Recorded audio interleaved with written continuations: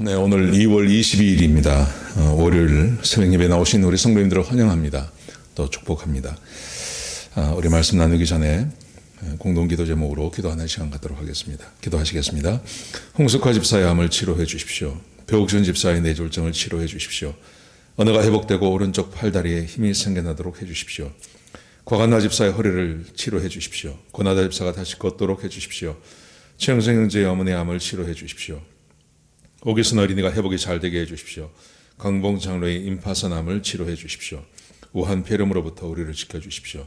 예수님의 이름으로 기도합니다. 아멘. 오늘 본문의 말씀은 마태복음 16장 1절에서 12절까지 말씀입니다. 예수님 시대에 있어서 바리새인과 사두개인 이런 사람들은 근본적으로 예수님을 불신했습니다. 예수님을 믿지 않았습니다. 근데 믿지 않았는데 눈에 보이는 현상은 믿지 않을 수 없는 상황입니다. 그래서 이 사람들에게 딜레마가 있었습니다. 그 딜레마는 어떤 거냐 하면 자기들이 만들어 놓은 그 장로의 그 규례, 장로의 전통, 이것을 예수님께서 지키지 않았습니다. 이것을 지키지 않는 걸 보면 메시아가 아니라고 생각했습니다. 근데 이 사람들이 눈으로 보게 되는 그 현상은 믿지 않을 수 없는 겁니다.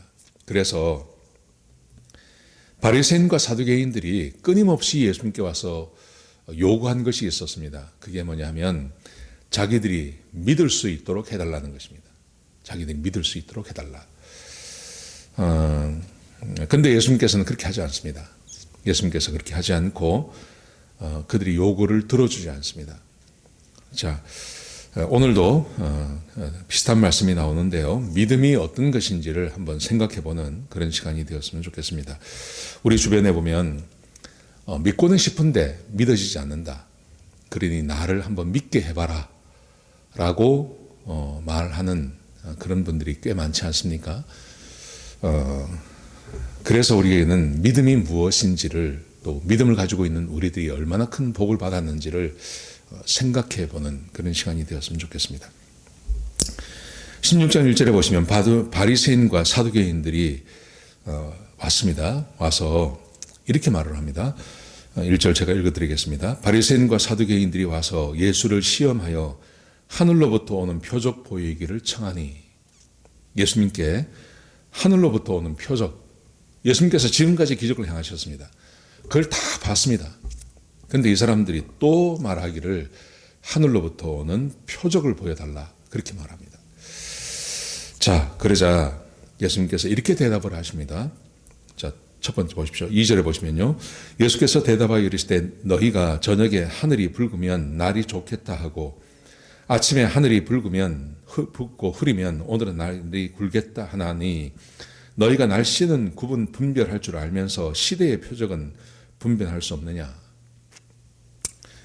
요즘처럼 이렇게 날씨를 정확하게 맞추는 이런 시대가 아니었기 때문에 옛날에는 또 밖에 나가서 목축도 해야 되고 농사도 지어야 되고 그러다 보니까 날씨를 잘 알지 않습니까, 사람이? 그래서 어떤 징조를 보면 내일은 날씨가 어떻겠다. 그리고 아침에 일어나서 하늘을 보고 오늘은 날씨가 좋겠다. 이걸 충분히 알 수 있는 거죠. 아침에 일어났는데 안개가 꽉 껴있으면 그날은 날씨가 굉장히 좋은 날이죠. 하여튼 이런 식으로 사람들은 이미 그 체험적이고 학습되어진 어떤 그 날씨를 예견하는 능력이 있는 것입니다. 그런데 예수님께서 뭐라고 말씀하시냐면 이런 날씨를 예견하는 능력은 가졌으면서 왜 시대의 표적은 분별할 수 없느냐, 이렇게 말씀하십니다. 시대의 표적이라는 말을 씁니다. 이 시대의 표적이라는 말이 무슨 말일까요? 이 시대의 표적이라는 말은 예수님께서 등장하셔서 그때부터 지금까지 예수님이 행하시는 기적과 능력을 말하는 것입니다. 그리고 거기에 수많은 사람들이 예수님을 향해서 믿음을 고백하기도 하고 또 병 고침 받는 사람도 생겨나고 예수님을 따르는 제자들도 생겨나는, 그게 시대의 흐름입니다. 시대가 말하는 표적을 말하는 겁니다. 지금까지 이런 일을 행하신 분은 단 한 사람도 없습니다. 엘리사 정도요. 엘리사 정도가 능력을 많이 행했죠. 엘리야가 능력을 많이 했죠. 근데 예수님 같은 이런 능력을 행하진 않았습니다. 그리고 엘리야 시대에 엘리야나 엘리사 시대에 예수님처럼 이렇게 많은 한 시대에 많은 사람들이 따라다니고 말씀을 듣겠다고 하고 한 적이 없습니다. 그런데 오직 예수님 시대에만 이런 일이 있었습니다. 예수님께서 능력을 행하신 이 능력은 그 전에도 없었고 그 이후에도 없습니다. 오직 예수님께서만 행하셨습니다. 그러면 알아야죠. 그러면 충분히 알 수 있는 겁니다. 그런데 이 사람들은 근본적으로 예수님을 믿을 마음이 없습니다. 그래서 끊임없이 요구하는 게 지금 이 말을 하는 것처럼 우리가 당신을 의심하지 않고 믿을 수 있는 증거를 보여달라. 그러니 하늘로부터 오는 기적을 보여달라. 예수님께서 지금까지 행하신 모든 기적은 하나님이 아니시면 못하는 것입니다. 그런데 또 더 큰 기적을 요구하고 있는 겁니다. 12장에도 똑같은 사건이 있었습니다. 예수님께서 안식일 날 회당에 들어가셔서 귀신 들려서 듣지도 못하고 말도 못하는 사람을 고쳤지 않습니까? 그래서 사람들이 바알세불 귀신의 왕을 힘입어서 능력을 행했다 이렇게 말하죠. 그랬더니 예수님께서 아주 단호하게 말씀하십니다. 사람의 말을 부정하는 것은 괜찮지만 성령이 하시는 일을 부정하는 자는 용서가 없다 그렇게 말씀하십니다. 뜨끔했죠. 뜨끔한 사람들이 와서 말합니다. 당신이 진짜 하나님의 아들이시면 우리에게 능력을 보여달라 그렇게 말합니다. 그러자 예수님께서 오늘 본문에 했었던 말씀과 똑같은 것을 말씀하십니다. 악하고 음란한 세대가 표적을 구한다. 그런데 나는 요나의 표적 외에는 보여줄 표적이 없다 그렇게 말씀하세요. 그들에게 표적을 보여주지 않으세요. 충분하다는 말입니다. 시대의 표적이 드러났다는 말입니다. 지금까지 예수님께서 등장하셔서 공생애를 시작하신 이후로 지금까지 행하신 그 능력으로 충분하다는 말이죠. 충분하다는 말이죠. 우리는 지금 이런 능력을 보지도 못했습니다. 그리고 이런 능력을 옆에 가보지도 못했습니다. 그런데 우리는 믿음을 가지고 있습니다. 이게 어떻게 된 걸까요? 이게 어떻게 우리에게 이 믿음이 올 수 있었을까요? 예수님께서 오늘 지금 말씀하신 것, 요나의 표적 외에는 보여줄 표적이 없다. 인자가 죽은 다음에 예수님께서 십자가에 못 박혀 죽으신 다음에 3일 만에 부활하신 그 표적. 여러분, 그 표적이 우리에게 주신 그 은혜가 얼마나 큰지 한번 생각해 보시기 바랍니다. 지금 우리는 기적을 본 적도 없고 예수님을 직접 만난 적도 없고 또 예수님의 제자들도 심지어 제자들도 본 적이 없는데 우리에게는 어떻게 이 믿음이 생겨나게 되었을까요? 마치 본 것처럼 아니 본 것보다 더 큰 믿음을 우리가 가지고 있지 않습니까? 어떻게 이 믿음이 우리에게 오게 된 것일까요? 예수님께서 십자가에 못 박혀 죽으시고 3일 만에 부활하심으로 누구든지 믿기만 하면 이 사실 내가 죄인이라는 것을 고백하고 예수님이 하나님의 아들이시라고 하는 것을 믿기만 하면 이게 100%의 믿음을 말하는 게 아닙니다. 내가 그런 마음이 내가 죄인이란 마음이 들고 예수님을 믿지 않으면 죽을 것 같은 그런 마음이 생겨서 예수님을 고백하면 그때부터 예수님의 십자가의 공로로 인하여 누구에게든지 성령이 임하는 그 은혜가 임하게 되는 것입니다. 우리에게 성령이 임하시니 예수님이 믿어지고 하나님이 믿어지고 하나님 말씀이 다 믿어지는 이 은혜가 지금 우리에게 와 있는 것입니다.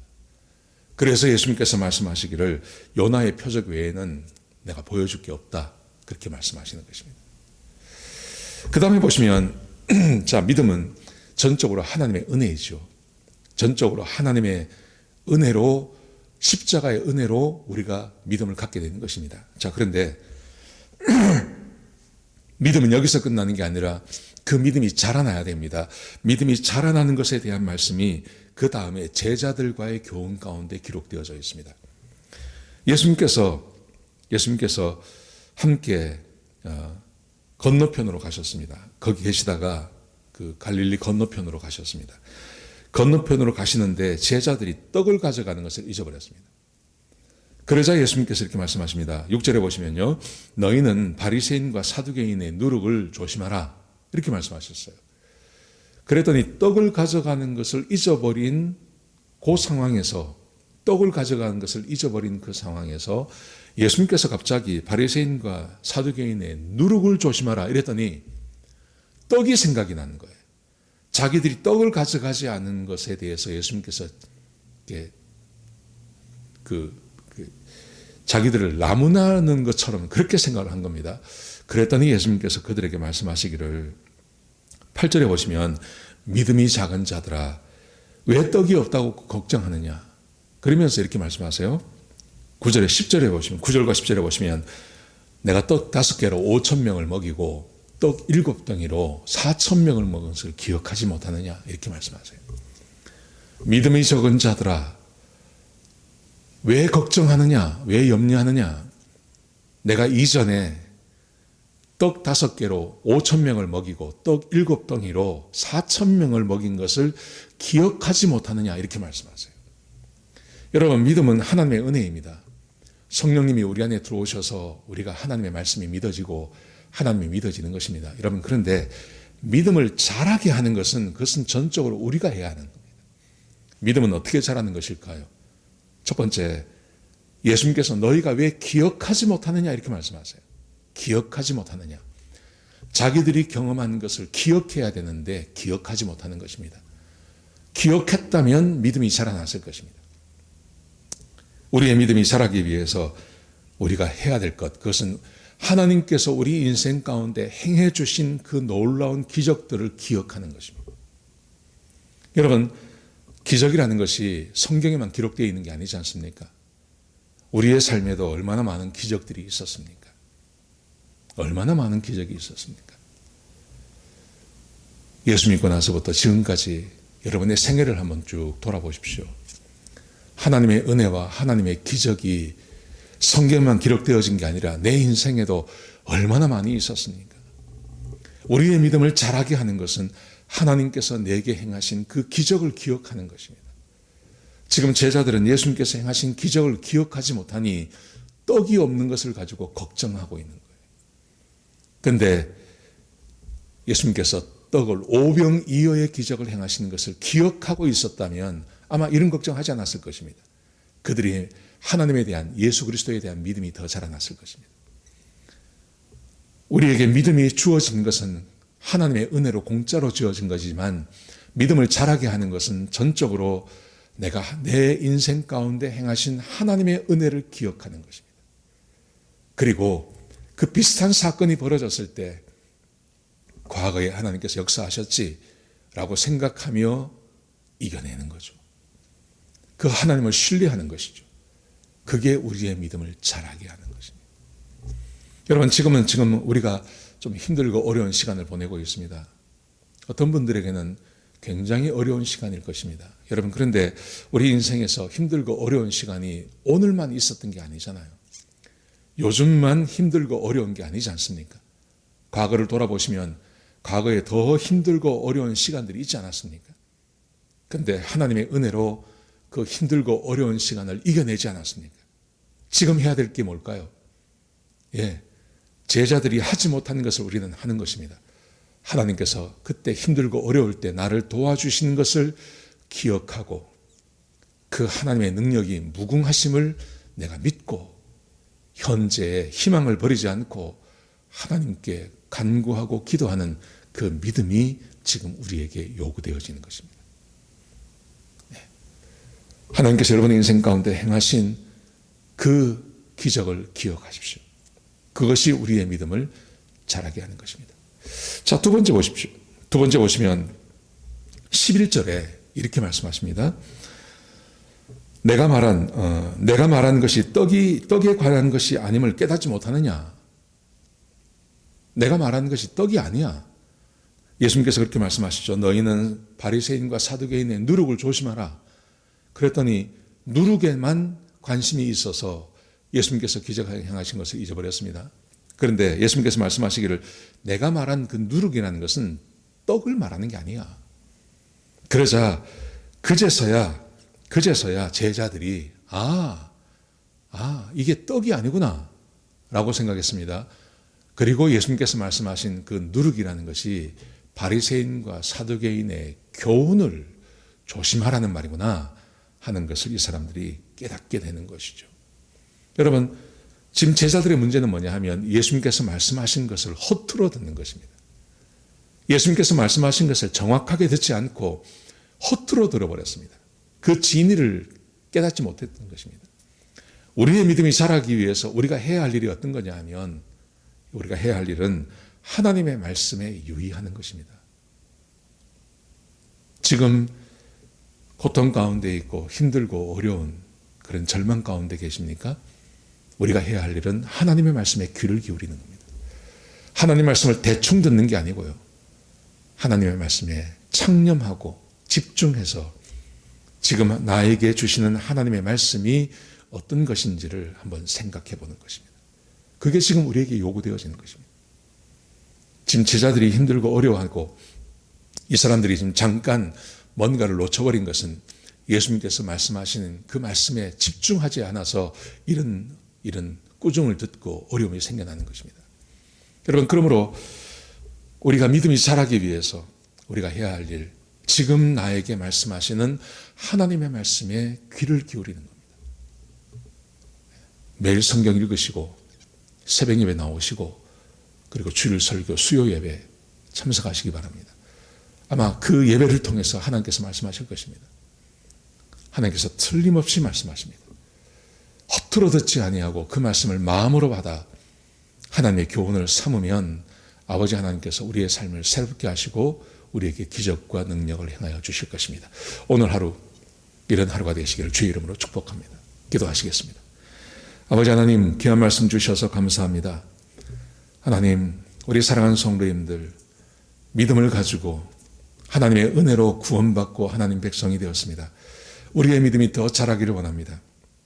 우리의 믿음이 더 자라고 하나님의 백성이 되기 위해서 하나님께서 내 인생 가운데 행하신 그 기적들을 기억하는 자가 되게 하여 주옵소서.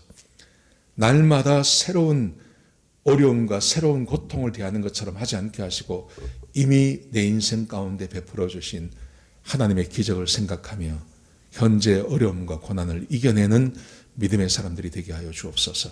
하나님, 이 제자들처럼 하나님의 말씀을 허투루 듣는 자들이 되지 않게 하시고 하나님의 말씀을 귀담아 듣고 하나님의 말씀 안에 거하는 주의 백성들이 되게 역사하여 주옵소서. 주님 감사합니다. 예수님의 귀하신 이름으로 간절히 기도드렸습니다. 아멘.